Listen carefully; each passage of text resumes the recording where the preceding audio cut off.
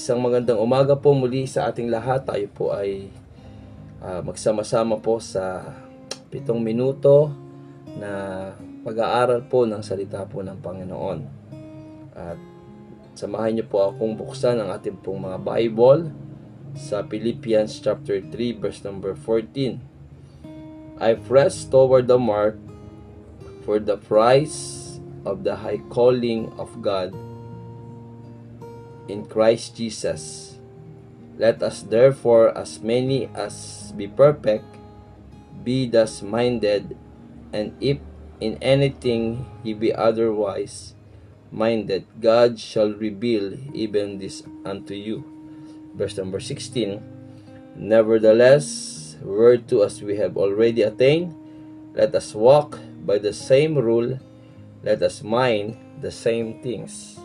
Tayo po'y manalangin. Panginoon Diyos na nasa langit, marami pong salamat po sa oras pong ito na kami po ay nagkaroon uli ng pagkakataon na kami po ay makapag-devotion, Panginoon.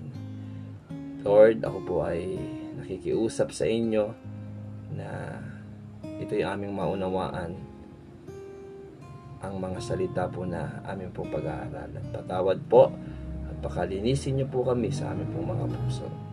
Ito po'y aming dalangin sa pangalan po ninyo, Jesus. Amen. Amen.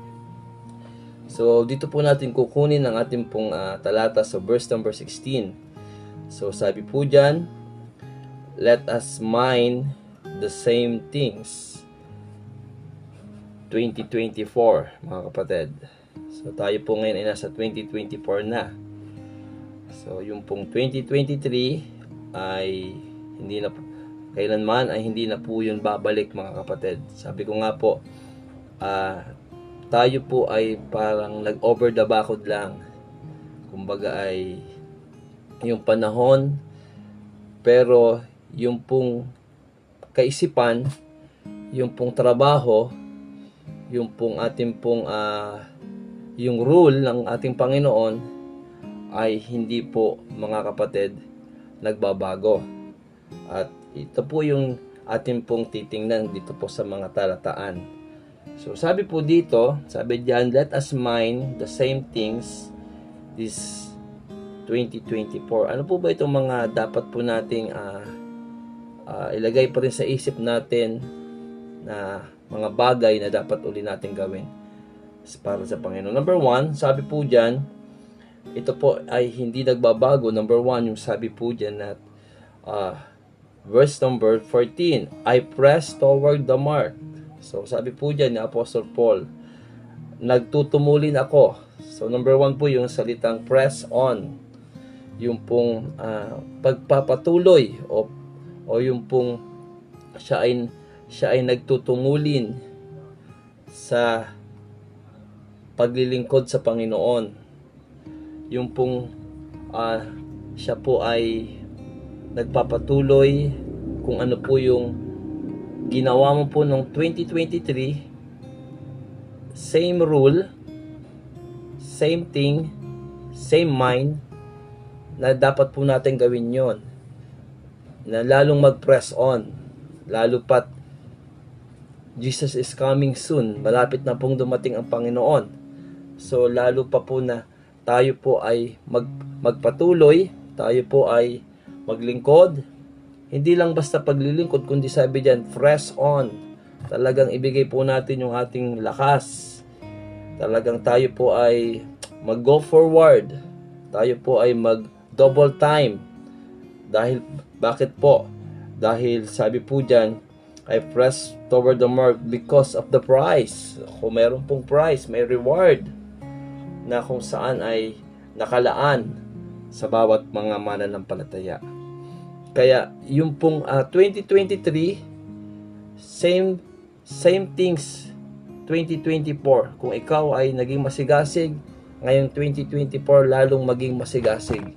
Kung ikaw ay lalong nagtapat, ngayong 2024 lalong magtapat. Same mind and same things. Number 2, not only press on, but also, sabi po dyan sa 2 Timothy chapter 4, verse number 1 and verse number 2. Sabi diyan, not only press on but also preach on. Napakaganda po ng talatang iyon. I charge you, therefore, before God and the Lord Jesus Christ should have been who shall judge for the quick. Sabi po at His appearing in His kingdom. Verse number 2, preach the word. Yung pong salitang preach the word. Be instant in season, out of season, reproof, rebuke, exhort with all long suffering and doctrine. Yan po yung pagkakasabi po ng salita po ng Panginoon. Sabi po dyan, not only press on but also preach on. Lalo po tayong mangaral, lalo po natin gamitin ang ating buhay sa pag-share ng Bible, lalo po natin gamitin ang ating buhay sa paglilingkod, sa pagdadala ng mga kaluluwa, lalo po natin gamitin ang ating buhay, mga kapatid, sa pag-share ng gospel sa maraming mga taong walang pagkakilala sa Panginoon. Kaya same rule, same thing, same mind is coming 2024. Not only press on, but also preach on. And the last, sabi po dyan, sa Philippians chapter 3, verse number 13, mga kapatid, hindi ko pa inaaring inabot na ang isang bagay, ginagawa ko na nililimot ang mga bagay na nasa likuran at tinutungo ang mga bagay na hinaharap. Not only preach on, not only press on, but also pass it on. Napakahalaga po nun, mga kapatid, yung mga bagay na nakaraan na hindi mo nagawa, yung mga bagay na mga hindi maganda ng 2023, ngayon pong 2024, ito po iwanan na po natin, kundi tayo po humarap sa bagong taong ito na dala ang kaligtasan, dala ang pananampalataya, dala ang salita ng Panginoon ng may kagalakan sa ating buhay. Kaya sabi po ng Hebrews chapter 12 verse number 1, Brethren, sabi po doon, mga kapatid, na tayo po i-present natin ang ating mga sarili sa Panginoon, katanggap-tanggap, kaya-aya, sapagkat ito po ang nais ng Panginoon sa ating buhay. Kaya sa umaga pong ito, napakahalaga po na matutunan po natin i-lay down, kalimutan ang mga bagay na hindi po nais ng Panginoon. So same mind and same thing 2024. Press on, preach on, and pass it on.